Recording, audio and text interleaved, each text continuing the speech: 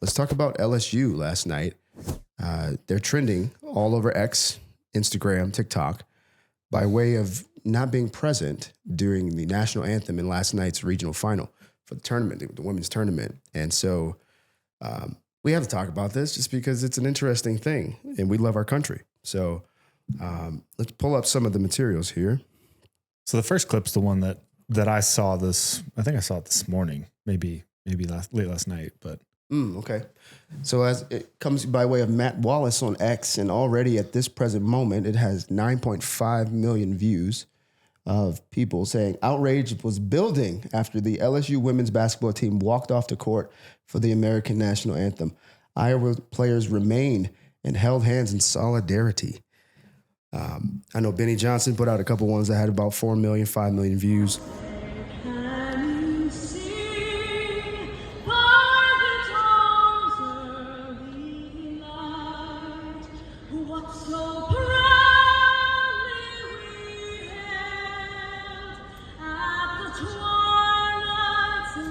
There were two sides to the in terms of response.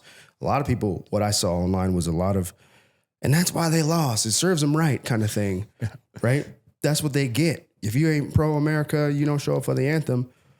But there's another side that was like, well, actually, technically, they have the right to not show up, right? And so I think what I think is more interesting is just the comments from the coach. Yeah. So she said, honestly, I don't even know when the anthem was played. We have a routine where the team comes off the court at the 12-minute mark and we do our pregame stuff. Mm-hmm. So when I first saw the first one, I think came from Graham Allen. That's actually the one I saw. It was like they left during the national anthem. That the was way it's framed up, right? It's like they turned around and walked away. Correct. And then you start reading all the articles. They left before the national anthem. So to their credit, you're playing in the Elite Eight, right at this point. And so having been played in some big games, when I was playing, we beat Oklahoma when they were number 1 in the country, played in a couple bowl games. Got to be ready. You're not thinking about that necessarily, right? So to their credit, I don't necessarily think it was like intentional, like, hey, we're just not going to go out there. Plus, every stadium has a little bit different protocols, a little bit different timing. You have your process and you just follow it. So whether or not that's true, I don't know. Yeah. But what pisses me off more is people latching onto a headline and trying to like make it into something that it's probably not, for the sake of that's probably coming more from the conservative camp than the liberal camp. 100%. And so I hate that about it so much. So, rather I could have just taken the headline and went, I can't believe them. They hate America. Well, actually, when I first came across that's what I challenged myself to do. I was like, wait a second, man. Like, first of all, even if you look at the way this is framed up, it says the team walked off the court, right? Yeah, like they act like right now they're saying the national anthem. Everybody just got up and was like, forget this, we're out. Like, I would venture to say that if they were there right now and the national anthem started, they would still be standing there. Correct. They might have been caught off guard, but they would still be standing there. Yeah, so I challenged myself to take a step back last night when I was capturing this or considering this. And I made 6 points after just sitting there, and here are the 6 points I made.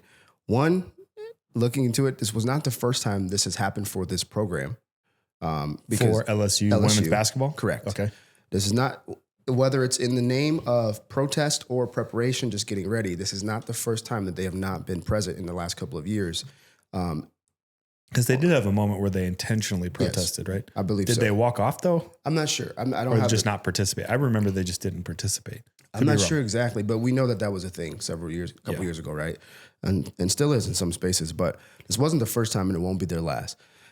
My second observation is that they are, in fact, free to do so. If that's what the players and the coaches decide that they're going to do, they are, in fact, entitled with that right to do so as a form of protest. 3, there was no divine justice in this. That's not why they lost. So people being like, serves them right and all of this stuff, and it's a stupid take. Those are the people who didn't actually go do the research. They didn't read the rest of the article. True. The fourth thing I noted was that the irony is that even when the anthem is protested in sporting events, it still sings of a nation that provides athletics the stage it has. Right. Which is, I find that so ironic. And it shows the fifth point, which is that if American history was taught in schools, universities in particular in high school, good, bad, and true, those who want to represent people who they protest the song in name of representing those people. Right. If they actually wanted to represent them, my guess is that they actually should sing the songs the loudest, because they should be the ones up there singing the song the loudest, because America is the nation in terms of its framework, Constitution, Declaration, that actually has provided the most space for the flourishing of the marginalized, of the unheard. And so, again, going back to the irony and the ignorance, is like, if there's any nation to be singing the song of in the name of liberty and the prosperity of those who don't have much, it's this one. Yeah.